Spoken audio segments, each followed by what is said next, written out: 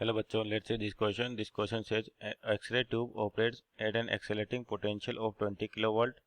Which of the following wavelength will be absent in the continuous spectrum of X-rays?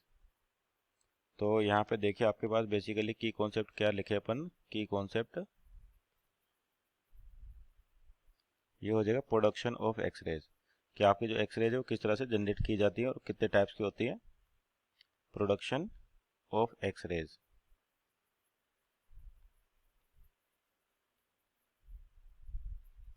तो यहाँ समझो कि किस तरह से आपके पास एक्सरे जनरेट की जाती है। बेसिकली एक्सरेज क्या है, आपके पास फोटो इलेक्ट्रिक इफेक्ट का रिवर्स ऑर्डर होता है। फोटो इलेक्ट्रिक इफेक्ट क्या होता है, आपके फोटोन गिरते हैं, इलेक्ट्रॉन बाहर निकलते हैं और यहाँ पर क्या होता है, जैसे ये आपका हाई एटॉमिक नंबर का टारगेट मटेरियल होता है और हाई वेलोसिटी इलेक्ट्रॉन्स क्या होते हैं इस पर इंसिडेंट किए जाते हैं।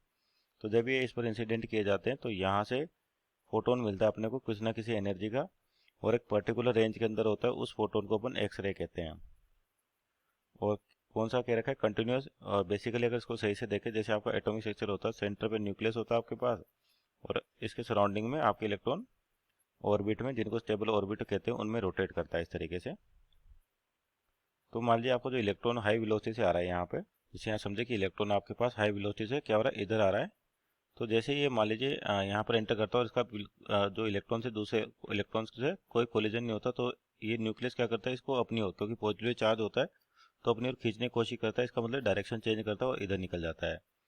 तो यानी कि यहाँ पर वेलोसिटी के डायरेक्शन में चेंज है, इसका मतलब चार्ज आपका मीन्स आप कह सकते हैं कि पार्टिकल आपका एक्सेलेटेड, और एक्सेलेटेड पार्टिकल क्या करता है, एनर्जी रिलीज करता है in terms of electromagnetic wave, जिसको अपन क्या कहते हैं, फोटोन्स कहते हैं।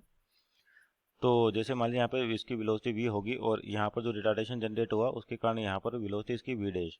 तो मान लीजिए मैक्सिमम एनर्जी क्या हो सकती है आपके पास यहाँ पर इस इलेक्ट्रोमैग्नेटिक वेव की, इन दोनों के काइनेटिक एनर्जी के डिफरेंस के बराबर। अगर मैक्सिमम की बात करें तो इसकी वैल्यू मैक्सिमम लगभग लगभग क्या हो सकती है, जीरो हो सकती है। तो यानी कि जो इंसिडेंट एनर्जी है और जो इलेक्ट्रोमैग्नेटिक वेव यानी कि फोटोन मिल रहा है उसकी एनर्जी क्या लिखी जा सकती है, इलेक्ट्रॉन की एनर्जी क्या हो जाएगी, ई इंटू वी, और फोटोन की एनर्जी होती है एच सी बाई लेमडा। तो यहाँ से लेमडा क्या हो जाएगा आपके पास, H C upon E V. H आपका Planck constant, C speed of light. तो यहाँ से इसको वैल्यूज रखे तो 6.6467 into 10 to power minus 34 into speed of light 3 into 10 to power 8 divide by electron volt. Electron कितना आपका 1.6 इंटू 10 टू पावर माइनस 19